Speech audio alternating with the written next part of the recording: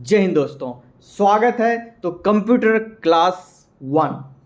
तो आज की वीडियो में जितने भी एमसीक्यूज होंगे, टॉप 10 एमसीक्यूज हम लेके आए हैं पूरा एक्सप्लेनेशन के साथ साथ। हमारी कोशिश रहेगी कि जितने भी आपको कंप्यूटर के जो यहाँ पर एमसीक्यूज बताए जाएं वो एक्सप्लेन के साथ बताए जाएं, ताकि क्योंकि बहुत सारे क्वेश्चंस जो आपने देखे होंगे रिसेंट टाइम में आयोग की ओर से पूछे जा रहे हैं, बहुत माइन्यूटली तरीके से पूछे जा रहे हैं, जो कि एक्सपेक्टेशंस के बियॉन्ड भी वो हो जाता है कभी कभी।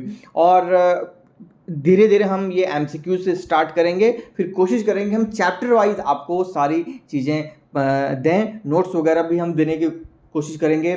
सारी जो पीडीएफ्स ये एमसीक्यूज़ की हैं वो आपको टेलीग्राम के ग्रुप में मिल जाएंगी। डिस्क्रिप्शन बॉक्स में टेलीग्राम का लिंक है, ज्वाइन करना मत भूलिएगा। और अभी तक चैनल को सब्सक्राइब नहीं किया है तो सब्सक्राइब जरूर करें। मैं फिर से बता रहा हूँ, पीडीएफ, इसलिए मैं वीडियो के स्टार्ट में बताना चाह रहा हूँ कि जो है बीच में कोई इंटरप्शन न हो। इस एमसीक्यू की पीडीएफ टेलीग्राम पे मिल जाएगी, डिस्क्रिप्शन बॉक्स में लिंक दिया गया है। ठीक है, तो चलिए शुरू करते हैं। कोशिश है हमारी कि रोज़ ये आपको दें, रोज़ ये क्लास आपको दें, नहीं तो फिलहाल अल्टरनेट डेज में रात 10 बजे आपको ये पीडीएफ या ये वीडियोस आपको लाइव मिल जाएंगे। चलिए आगे बढ़ते हैं।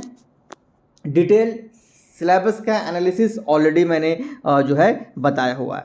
चलिए शुरू करते हैं। सबसे पहला जो क्वेश्चंस है वो यही है कि जैसे कि आपको पता है कि कंप्यूटर का जनक या फादर ऑफ कंप्यूटर किसे कहते हैं। तो चार ऑप्शन है आपके, Alan Turing, Charles Babbage, Steve jobs और वॉन न्यूमैन। स्टीव जॉब्स तो हो ही नहीं सकते, जैसे कि आपको पता है एप्पल के वो हैं। और यहाँ पर जो आंसर होगा वो आपका होगा चार्ल्स बेबेज। जी हाँ, चार्ल्स बेबेज को फादर ऑफ कंप्यूटर भी कहा जाता है। ठीक है, तो यहाँ पर जो आपका एक्यूरेट आंसर होने वाला है वो जो है आपका चार्ल्स बेबेज होगा। ठीक है, अब चार्ल्स बेबेज के बारे में आपको थोड़ी डिटेल हम बता दें, क्योंकि ये सारे कॉम्बिनेशंस इनमें से आते हैं। ठीक है, केवल क्वेश्चंस का आंसर जानना ही नहीं ज़रूरी है, उस क्वेश्चंस के आंसर के भीतर की जो असली कहानी है वो आपको जानना है। क्योंकि अब जो क्वेश्चंस हैं पहले की तरह नहीं कि वन लाइनर है, मार दो एमसीक्यूज, टिक मार दो, बस हो गया। अब बहुत सारे क्वेश्चंस रिसेंट टाइम में ऐसे आ रहे हैं जो कि बहुत डीपली से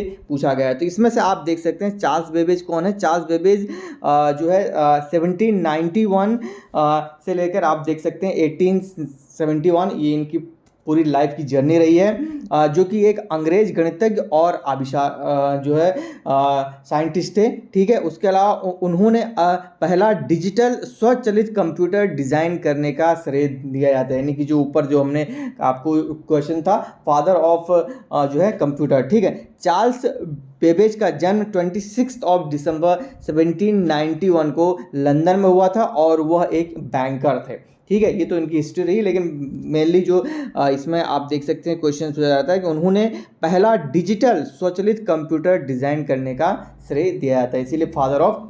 तो ये क्वेश्चन घुमा के भी आपसे कभी कभी पूछ सकता है कि who invented the first digital computer, या फिर हु डिजाइंड, ठीक है, किसने आविष्कार किया। तो अगर चार्ल्स बेबेज की हिस्ट्री आपको पता होगी तो आप उस क्वेश्चन को एक्चुअल में आंसर किए। सिंपल आंसर तो है who is the father of the computer, आप टिक मार के यहाँ पर चार्ल्स बेबेज लगा के आ जाएंगे। लेकिन जब उसी क्वेश्चन को टर्न एंड ट्विस्टेड फॉर्मेट में पूछा जाएगा तो शायद आपका दिमाग घूम जाए। इसीलिए हमारी कोशिश है कि जितने भी एमसीक्यूज हम आपको बताएं, जितना डीपली प्रिसाइज हो सके उसको हम आपको एनालाइज करके आप तक पहुंचाएं। ठीक है, तो समझ में आ गया होगा कि फादर ऑफ कंप्यूटर कौन है और किस तरह से इसमें जो है क्वेश्चंस आ सकते हैं। ठीक है, नेक्स्ट क्वेश्चन बहुत ही इंपॉर्टेंट है कि सबसे पहले कंप्यूटर का नाम क्या था, यानी कि what is the name of first what was the name of first computer. ठीक है, यहाँ पर अलग अलग जो आप देख सकते हैं, यहाँ पर जो आपके पास चॉइसेस दी गई हैं, एटलास, विंडोज और लिनक्स और इनिक। तो जो आंसर है वो इनिक है, यानी कि जो पहला जो कंप्यूटर था उसका नाम इनिक था। अब इसमें क्वेश्चन ये है कि इन जो नाम अलग अलग हैं इनके आपको कभी कभी फुल फॉर्म भी जो है पूछ लेता है। आई थिंक पिछले की रिसेंट किसी एग्जाम में आया था। ठीक है, तो यहाँ पर अभी हम क्वेश्चंस पेपर भी करवाएंगे आगे जाके। तो बिल्कुल, अगर आप चैनल पर नए हैं तो एक नई मुहिम हम स्टार्ट करने जा रहे हैं, तो इसमें आपका साथ और आपके प्यार की बहुत ही ज़्यादा ज़रूरत है। ठीक है, चलिए, तो अगर हम इनिएक जो है इसका एग्जैक्ट आंसर होगा। इनिएक का फुल फॉर्म होता है electronic numerical integrator and computer. ठीक है, ये जो है इनिएक का फुल फॉर्म है, याद कर लीजिएगा। इसके अलावा और भी जो इसमें एग्जांपल दिए उनके भी नाम कभी कभी पूछ सकता है, जैसे एटलास भी वन ऑफ देम के abbreviated test language for all system. Windows जो आप बोलते रहते हैं, Windows operating system, Windows operating XP फलाना ढिमाका, तो अगर मान लीजिए क्वेश्चन आ गया कि विंडोज का फुल फॉर्म क्या है, तो wide interactive network development for office work solution. जी हाँ, ये जो है विंडोज का नाम है। नेक्स्ट है लिनक्स, जो कि एक ऑपरेटिंग सिस्टम है, इसका नाम है lovable intellect not using XP, यानी कि जो है लिनक्स एक ओपन सोर्स है।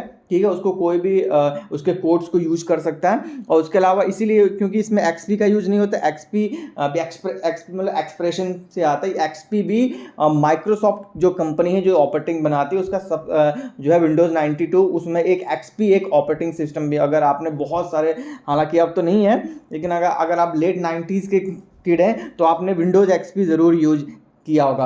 आपने विंडोज एक्सपी यूज किया है या नहीं किया है, मुझे कमेंट सेक्शन में बताया जरूर। मैंने तो जब स्टार्ट किया, I think I have done used XP, I think Windows 98 भी शायद मैंने देखा है, हमारे कॉलेज में शायद यूज़ होता था, बट एक्सपी तो मैंने ज़रूर देखा है। उसके बाद फिर 2000 आया, फिर 2003 आया, फिर 2007 आया, बीच में आपका विस्टा भी आया, और विस्टा हालांकि उतना एक्टिव नहीं हुआ था, तब तक हम कॉलेज टाइम में आ गए थे।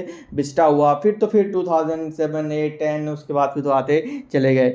अभी करंट टाइम में आप कौन सा विंडोज़ का यूज़ कर रहे हैं, कमेंट सेक्शन में मुझे बताइएगा जरूर। ठीक है, तो ये हुआ फुल फॉर्म। अब जान लेते हैं कि इनिएक का क्या काम है। ठीक है, तो आप देख सकते हैं जो इनिएक है, यानी कि electronic numerical integrator and computer, जो है एक द्वितीय विश्व युद्ध के दौरान अमेरिकी सरकार द्वारा वित्त पोषित एक परियोजना का परिणाम था। यानी कि कब ये बनाया गया, क्वेश्चंस भी इस तरह के आ सकते हैं अगर जनरल नॉलेज के हिसाब से अगर बोले तो। सेकेंड जो वर्ल्ड वॉर हुआ था उसमें ये जो है यूज हुआ था, उस दौरान एक प्रोजेक्ट था self finance American defence army का, उसके दौरान ये बनाया गया था, जिसका उद्देश्य एक ऐसा इलेक्ट्रॉनिक कंप्यूटर बनाना था जिसे जो है उसको प्रोग्राम हो सके। और यह परियोजना पेंसिल्वेनिया विश्वविद्यालय के मूर स्कूल ऑफ इंजीनियरिंग से संचालित थी। डिज़ाइन टीम हरमन गोल्डस्टाइन के नेतृत्व में इंजीनियर जे फ्रिस्पर एकर्ट जूनियर और भौतिकी विज्ञान यानी कि जो फिजिसिस्ट थे जैन मैचली इसमें जो है शामिल थी, जो टीम है इनकी। और 1943 में, जी हाँ आप देख सकते हैं 1943 में है, और यहाँ पर आप देख सकते हैं इस परियोजना पर काम करना स्टार्ट किया गया। और जो है जाने माने जो गणितज्ञ थे यानी कि जो मैथमेटिशियन थे जॉन वॉन न्यूमैन ने 1944 में इसका काम शुरू कर दिया था, परियोजना पर परामर्श देना शुरू कर दिया था। तो ये एक इनिविक की स्टोरी है, इससे बहुत सारे क्वेश्चंस आप रिलेट कर सकते हैं। तो मैंने फुल फॉर्म वगैरह भी सब कुछ आपको अच्छे से एक्सप्लेन कर दिया। ठीक है, चलिए अब बढ़ते हैं नेक्स्ट क्वेश्चन की तरफ। इनिएक का आविष्कार कब हुआ था? तो इनिएक, अब ऊपर मैंने हिस्ट्री आपको बताई दी, 1943 से स्टार्ट हुआ, 44 में इसने जो है स्टार्टिंग प्रोसेस स्टार्ट होने लगी, और 1945 में जाकर कंप्लीटली इसको जो है डिज़ाइन कर दिया गया यूजेबल के तौर पर। जो इन्वेंटेड ईयर है इनिएक का वो 1945 है। ठीक है, तो हो गया। अब देखिए विंडोज़ क्या है, यहाँ पर आप देख सकते हैं। और तो यहाँ पर अलग अलग जो क्वेश्चंस हैं आपके, मतलब जो आपके चॉइसेस दी गई हैं कि विंडोज़ क्या है, एप्लीकेशन सॉफ्टवेयर है, यूटिलिटी सॉफ्टवेयर है, ऑपरेटिंग सिस्टम है, हार्डवेयर है। तो हार्डवेयर तो इसमें से हो नहीं सकता, क्योंकि विंडोज़ आपको पता है कि जो है एक ऑपरेटिंग सिस्टम है। ऑपरेटिंग सिस्टम क्या होता है अभी हम नीचे आपको एक्सप्लेन करेंगे, लेकिन सबसे पहले आपको एप्लीकेशन सॉफ्टवेयर के बारे में बता देते हैं। दो तरह के सॉफ्टवेयर होते हैं, एप्लीकेशन एंड यूटिलिटी।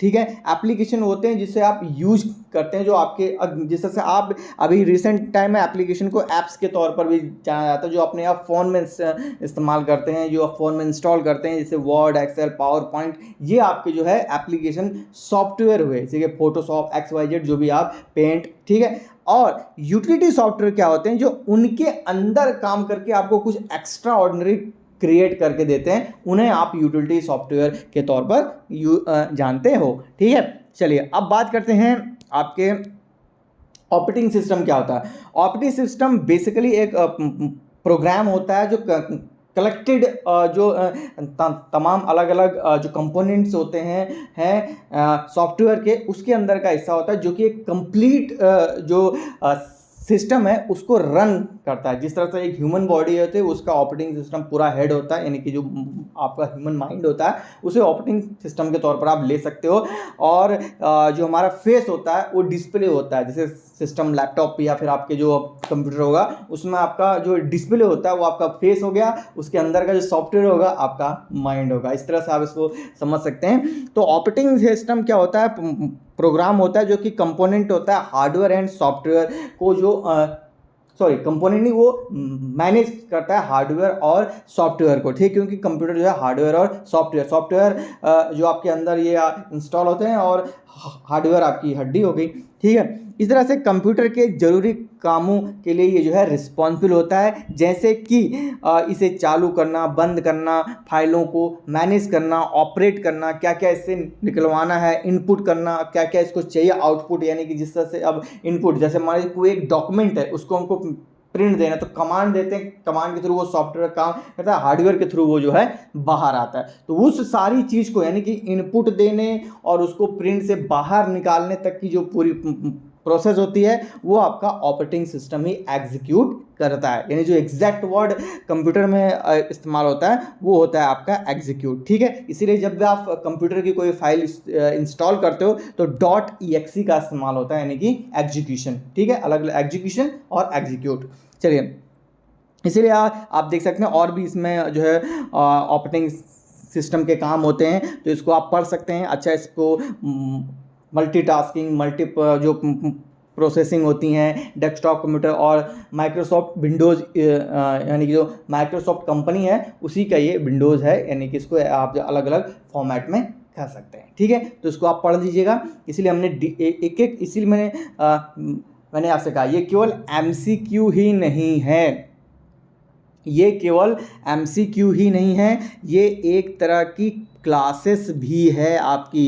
इसीलिए हम ऐसे क्वेश्चंस उठा रहे हैं कि जिसमें हम आपको डिटेल एक्सप्लेन करके बता सकें कि चीज़ें क्या होती हैं और किस तरह से आते हैं। बाकी भविष्य में हमारी कोशिश है कि एक प्रॉपर क्लासेस इस तरह से ले आए, वीकली या 3-4 दिन में, जो भी है वो बात की बात है। बट अभी हम जो स्टार्ट गेयर अप करेंगे वो MCQ से करेंगे और ऐसी ही डिटेल में चीज़ों को समझेंगे। ठीक है, चलिए 5th क्वेश्चन आपका बनता है कि कंप्यूटर में कितनी पीढ़ियाँ होती हैं, यानी कि कितनी जनरेशन होती हैं, 3, 4, 5, 6। तो कंप्यूटर की टोटल जो है 5 जनरेशन होती हैं, और जिस जनरेशन में हम हैं उसे 5th जनरेशन या फिर आप AI जनरेशन भी जो है कह सकते हैं। ठीक है, और इसको मैं डिटेल में आपको बता दूं कि फर्स्ट जनरेशन जो आपकी है, आपकी 1940 से 56 तक की जो ड्यूरेशन है उसको फर्स्ट जनरेशन बोला जाता है। सेकेंड जनरेशन 1956 से लेकर 1963 तक आ जाता है। थर्ड जनरेशन जिसे देखिए, ये क्वेश्चन बहुत आएगा कि जनरेशन क्या, फर्स्ट जनरेशन कब से कब थी, ये तो इसने एक सीधा क्वेश्चन ऐसे बन जाएगा टोटल कितनी जनरेशन होती हैं। हालांकि ये बहुत आसान क्वेश्चन है, लेकिन इसको घुमा फिरा के ऐसे बोला जा सकता है कि पहली जनरेशन का ड्यूरेशन क्या से क्या था और पहली जनरेशन में क्या इस्तेमाल होता था। तो यहाँ पर जो फर्स्ट जनरेशन है 1940 से 1956, उसमें वैक्यूम ट्यूब का इस्तेमाल किया जाता था। इसमें आगे जो है MCQs में भी हैं कि फर्स्ट जनरेशन में क्या इस्तेमाल होता था, उसका क्या डिटेल है, क्या इम्पैक्ट होता है, वो भी मैं आगे आपको बताऊंगा। तो जो सेकंड जनरेशन है वो 1956 से लेकर 1963 3 तक होती है, उसमें ट्रांजिस्टर का जो है इस्तेमाल किया जाता है। आज बहुत सारे रेडियोज़ वगैरह में जो होते हैं ट्रांजिशन का जो इस्तेमाल किया जाता है। हालांकि आज तो जिस जनरेशन में हम लोग हैं वहाँ तो आईसी स्टार्ट हो गई थी। ठीक है, जो तीसरी जनरेशन है आपकी 1964 से लेकर 1971 तक है, जहाँ पर एकीकृत यहाँ पर जो है सर्किट का इस्तेमाल किया जाता था। ठीक है, और जो आपकी फोर्थ जनरेशन है वो आपकी 1971 से वर्तमान तक है। ठीक है, वर्तमान तक भी इसको आप बोल सकते हैं। इसमें आपके माइक्रो प्रोसेसर भी हैं। ठीक है, लेकिन जो एक्चुअल जो फिफ्थ जनरेशन है, ठीक है, वो आपकी 1985 से स्टार्ट हुई है। ठीक है, और ये अब तक कंटिन्यू है। इसमें आपके आर्टिफिशियल इंटेलिजेंस भी आ गए हैं, बहुत सारे आ गए हैं, बट जनरली आप इसको देख सकते हैं। फर्स्ट जनरेशन 1942, 56, सेकेंड आपकी 1956, 63, 1964 टू 71, 1971 टू इसको अगर आप एक्यूमुलेट करना चाहते हैं तो 1985, और जो फिफ्थ जनरेशन है आपकी 1985 से till now, till then artificial intelligence तो आ रहा था। इस तरह से आप इसको क्वेश्चनाइज भी कर सकते हैं और इस तरह से चीज़ें आती हैं। ठीक है, नेक्स्ट क्वेश्चन जो है वो बहुत ही महत्वपूर्ण है। ठीक है, कि भारत में सबसे पहले किस कंप्यूटर को बनाया गया था। तो यहाँ पर आप देख सकते हैं आपके 4 क्वेश्चन है, परम, सुपर, सिद्धार्थ और गौतम। तो भारत में जो सबसे पहला जो कंप्यूटर बनाया गया था उसका नाम सिद्धार्थ था, यानी कि जो फर्स्ट कंप्यूटर था उसका नाम सिद्धार्थ था। और इलेक्ट्रॉनिक्स कारपोरेशन ऑफ इंडिया, जी हाँ, इलेक्ट्रॉनिक्स कारपोरेशन ऑफ इंडिया यानी कि ईसीआई ने इसको बनाया था 16 अगस्त 1986 को बेंगलोर के मुख्य डाकघर में इसे जो है स्थापित किया गया था। यानी कि इसको बना के 1986 यानी कि 15 अगस्त के अगले दिन यहाँ पर आप देख सकते हैं इसको बेंगलोर के जो मुख्य डाकघर है वहाँ पर स्थापित किया गया था। ठीक है, ये रही इसकी डिटेल। नेक्स्ट जो क्वेश्चंस है कि विश्व साक्षरता दिवस कंप्यूटर यानी कि कंप्यूटर साक्षरता दिवस कब मनाया जाता है। जी हाँ, 15 दिसंबर, 17 जनवरी, 7 जुलाई, 2 दिसंबर। द आंसर इज 2 दिसंबर जो है कि हम कंप्यूटर साक्षरता दिवस मनाते हैं। क्यों मनाते हैं, अब इसका एक्चुअल रीज़न जान लीजिए इसके पीछे का। अच्छा, इसकी शुरुआत कब हुई थी, ये क्वेश्चन आ सकता है कि कंप्यूटर जो हम डे मनाते हैं यानी कि जो 2 दिसंबर को जो हम कंप्यूटर लिटरेसी डे मनाते हैं उसकी शुरुआत कब हुई थी। तो उसकी शुरुआत 2021 में हुई थी। यहाँ पर 2 दिसंबर को मनाया जाता है। कंप्यूटर साक्षरता को दुनिया के कोने कोने में फैलाने के लिए इसे याद है, विशेष रूप से भारत के बच्चों और महिलाओं को टेक्निकल हैंड देने के लिए कंप्यूटर साक्षरता दिवस मनाया जाता है और इसकी शुरुआत 2 दिसंबर 2001 से हुई थी। ठीक है, ये आपका जो होगा detail explanation. I hope so यहाँ तक समझ में आ गया होगा।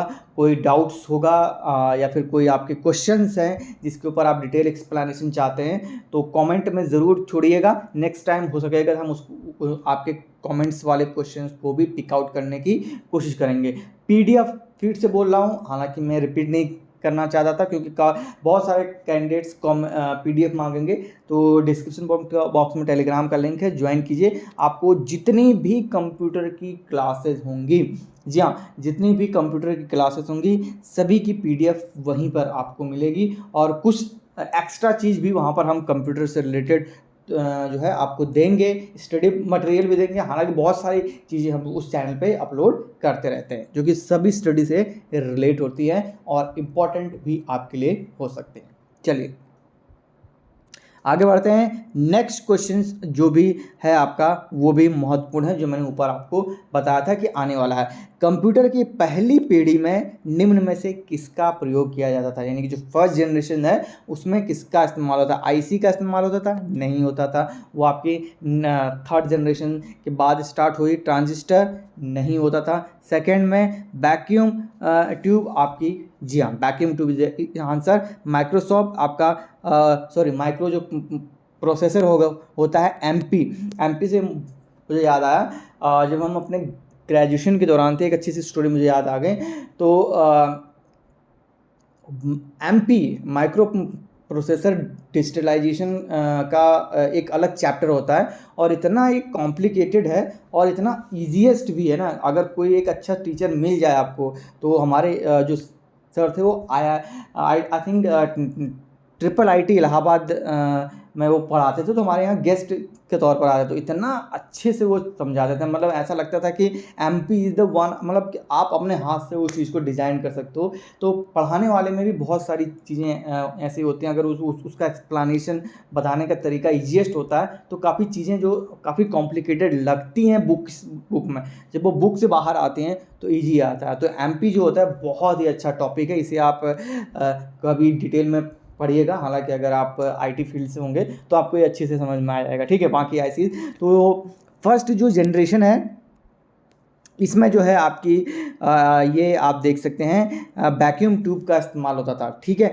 इन कंप्यूटर की जो इनपुट विधि है, यानी कि इनमें जो इनपुट होता है, ठीक है, एक मशीन थी जो कि फर्स्ट जनरेशन या आप कह सकते हैं पहली सीढ़ी या पहली पीढ़ी के तौर पर इसको जो है इस्तेमाल किया था, और ये काफ़ी लार्ज एक कमरे के बराबर होते थे। सोचिए आज तो हम लैपटॉप इतना छोटा यूज़ करते हैं, पहले के ज़माने में इतने बड़े होते थे। कंप्यूटर में डेटा दर्ज करने के लिए पंच कार्ड, पेपर टेप और चुंबकीय टेप का इस्तेमाल किया जाता था, जो कि फिजिकल आप देख सकते हैं डेटा के तौर पर जो है डिवाइस के तौर पर इस्तेमाल होते थे। पहली पीढ़ी के कंप्यूटरों में सर्किटरी के वैक्यूम ट्यूब और मेमोरी के लिए चुंबकीय ड्रम का इस्तेमाल किया जाता था, यानी कि जो पीढ़ी कंप्यूटर में जो वैक्यूम ट्यूब हैं वो सर्किट के तौर पर इस्तेमाल होते थे, और बाकी आपकी जो मेमोरी को कंजर्व करने के लिए, जिसे हम आजकल हार्ड डिस्क बोलते हैं, ठीक है। आजकल सोचिए कि हमारे पास 10-10 GB, तो 10-10 क्या 128 की तो फ़ोन में ही होती है, ठीक है। टेराबाइट में हम आ गए हैं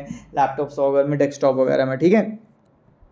तो इसे समझ सकते हैं वैक्यूम ट्यूब का जो आविष्कार है जो है ली डे फॉरेस्ट ने किया था। अच्छा, क्वेश्चन भी आ सकता है कि वैक्यूम ट्यूब का आविष्कार है इसने किया था, ठीक है। और बाकी इसमें आप देख सकते हैं खाली जगहों में इलेक्ट्रॉन्स वगैरह जो है भर दिए जाते थे, उसकी को है गति को कंट्रोलाइज करने के लिए, ठीक है। अब देखिए सेकेंड जनरेशन में जो है किसका इस्तेमाल होता था, आपकी इंटीग्रेटेड ट्रांजिस्टर वैक्यूम ट्यूब, यानी कि आपका जो है ट्रांजिस्टर का इस्तेमाल होता था। तो यहाँ पर आप देख सकते हैं, अब ट्रांजिस्टर क्या यूज करता है वो आप देखिए। यहाँ पर आप देख सकते हैं कि ट्रांजिस्टर जो है फर्स्ट में वैक्यूम ट्यूब, सेकंड में ट्रांजिस्टर का इस्तेमाल हुआ।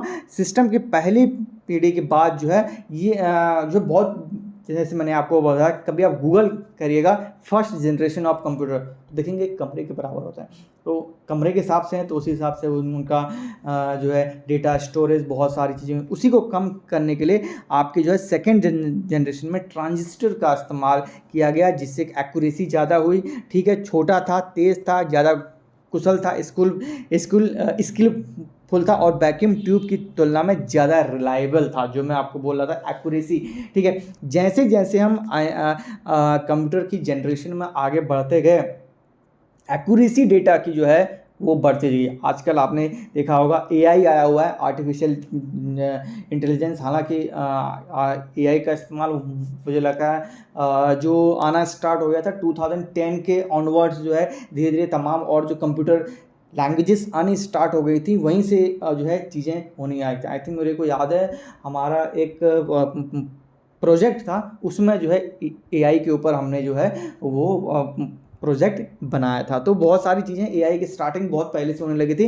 लेकिन आज जो है हर ह्यूमन लाइफ में AI का इस्तेमाल होने लगा है, और बहुत सारी चीज़ें हैं जो कि AI से कंट्रोल। अब आप यही समझ लीजिए, जो आप फ़ोन में आपने एक बार फ्लिपकार्ट पे शॉपिंग XYZ, फ्लिपकार्ट के नाम में ले रहा हूँ मैं, किसी भी साइट से गए आप, एक चीज़ आपने इंटरेस्ट दिखाया, उसी से रिलेटेड आपको, चाहे आप फेसबुक इस्तेमाल करते हो, चाहे आप ट्विटर इस्तेमाल करते हो, वहाँ पर उसके सारे विज्ञापन आपको दिखाई देने लग जाते हैं। तो सोचिए क्या है ये AI एल्गोरिदम, और इस तरह के तमाम चीज़ों का एक पैकेज है, एक कंपोनेंट है, जो कि इस्तेमाल होता है ह्यूमन बिहेवियर को समझने के लिए, ठीक है। तो सोचिए आज से अगर हम 50 साल 60 साल पहले की इमेजिनेशन करते हैं तो किस तरह से है। तो इसमें रखरखाव वगैरह में जो है कम गर्मी हीट, क्यों हीटिंग आई थिंक, अच्छा हीटिंग जो है सिस्टम्स की एक सबसे ज़्यादा प्रॉब्लम होती है। डेस्कटॉप में भी आप देखना सीपीयू के बाहर फ़ैन लगा होता है, क्योंकि इतने सारे कंपोनेंट रन करते हैं वो तो हीटिंग तो स्वाभाविक सी बात। इससे लैपटॉप जो है बहुत ज़्यादा हीटेड हो जाते हैं। एक ज़माने में कूलिंग पैड का, जब नए नए लैपटॉप आए थे उसमें तमाम कूलिंग पैड होते थे, वो नीचे लगा दो ठंडा कर देता। हालांकि एक दो बार मैंने भी इसको इस्तेमाल किया, बट वो इफेक्टिवनेस नहीं नज़र आती है, ठीक है। लेकिन अब के जो लैपटॉप आते हैं खुद ही इतने इंटीग्रेटेड होते हैं कि वो आप कितना भी यूज करो थोड़ी सी हीट आती है, बस उसको थोड़े से हाइट पे, थोड़ा सा हाइट, आजकल तो स्टैंड आता है, थोड़ी सी हाइट जो आपकी नेचुरल एयर पास हो रही है वहाँ पर आप रखिए, आपके ऑटोमेटिक वो आपके हो जाते हैं, ठीक है। तो ये रही पूरी डिटेल। अब आते हैं लास्ट क्वेश्चन, जो कि आज का जो क्लास है हमारी अंतिम क्वेश्चन रहने वाला है कि तीसरी पीढ़ी में कौन होता है। अब हम तीसरी पीढ़ी के यूज में आते हैं। इंटीग्रेटेड चिप्स में हम जो है आ रहे हैं, इसको इंटीग्रेटेड चिप्स आंसर है, ठीक है। और लास्ट में जो है आपके माइक्रो प्रोसेसर वगैरह भी आ गए। यहाँ पर आप देखिए एक क्वेश्चंस आया होगा आपका, यहाँ पे ये देखिए,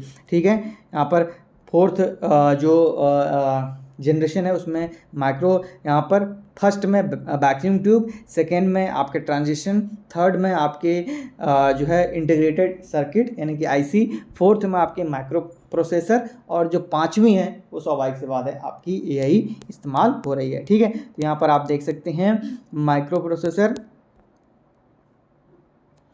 इंटीग्रेटेड चिप, ठीक है। और इंटीग्रेटेड चिप्स में आप देख सकते हैं 1965 के बाद यहाँ पर लिखा हुआ है सिलिकॉन चिप्स का इस्तेमाल होने लगा, जिन्हें माइक्रो चिप्स या फिर इंटीग्रेटेड सर्किट भी कहा जाता है। तो यहाँ पर आप देख सकते हैं कंप्यूटर की रिलायबिलिटी बहुत ही एक्यूरेट हो गई, कम हीटिंग देते, आकार में छोटे होते हैं। कितनी छोटी होती है आपकी आईसी, अभी आप उन्हें किसी फ़ोन ट्रांजिस्टर या उसको खोल के कितनी छोटी छोटी आईसीज होती हैं, और रख रखाव वगैरह में भी जो है यूज होते थे, और काफ़ी सस्ते और इजी टू एक्सेस होते थे, ठीक है।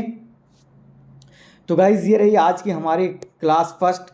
कैसी लगी आप मुझे बताइएगा ज़रूर, और हमारी कोशिश रहेगी कि इसे हम और तेज़ी से लेके आएँ, रोज़ आपके लिए लेके आएँ। हालांकि 10 क्वेश्चंस बनाना, उसमें तमाम तरह के जो इनपुट हैं उनको देना, और फिर बाद में एक्सप्लेनेशन करना। आप देख रहे हैं आई थिंक ऑलमोस्टली ये 26 मिनट के आसपास का ये जो है वीडियो हो गया। लेकिन हमारी कोशिश यही है कि हम 10 क्वेश्चन के ही ले आएँ, चाहे 5 ही ले आएँ, बट उनको अच्छे से आपको एक्सप्लेन करें। क्योंकि वो हमारा मकसद ये नहीं कि बस 10 एमसीक्यू के लिए हाँ इसका आंसर है, इसका आंसर है, इसका आंसर, ये नहीं। वो अगर उसका आंसर ये है तो वो क्यों है, और उसको अच्छे से एक्सप्लेन करना। उसके अंदर और भी क्वेश्चंस जो है घुमाव तरीके से, वर्टिकल तरीके से, किस तरीके से कैसे हो सकते हैं, वो हम आप तक पहुंचाने की पूरी कोशिश करेंगे। पीडीएफ टेलीग्राम पे मिल जाएगी, डिस्क्रिप्शन बॉक्स में है। आज पहली क्लास है, और मैं कोशिश करूंगा कि एक लिस्ट बना दूं, एक बना के वो अलग से शो होती है। तो वहाँ पर अगर आपने क्लास 1, 2 मिस, जो भी आपने क्लास मिस कर दी हो, तो वहाँ से जाके आप उसको देख सकते हैं, वहाँ से जाके आप उसको एक्सेस कर सकते हैं। बाकी अगर आप ट्विटर यूज करते हैं तो ट्विटर पे हमें ज़रूर फॉलो करें, ये लिंक है, ये हमारा हैंडल है। अगर आप इंस्टाग्राम यूज करते हैं तो इंस्टाग्राम पे भी आप हमें ज़रूर फॉलो करें। तो मिलते हैं नेक्स्ट वीडियो में, और कोई आपके कमेंट होंगे या कोई आपका क्वेश्चंस है जिस पे आप एक्सप्लेनेशन चाहते हैं तो मुझे बताइएगा। मिलते हैं नेक्स्ट वीडियो में, और चैनल को सब्सक्राइब ज़रूर करिएगा, वीडियो को शेयर ज़रूर कीजिएगा। धन्यवाद।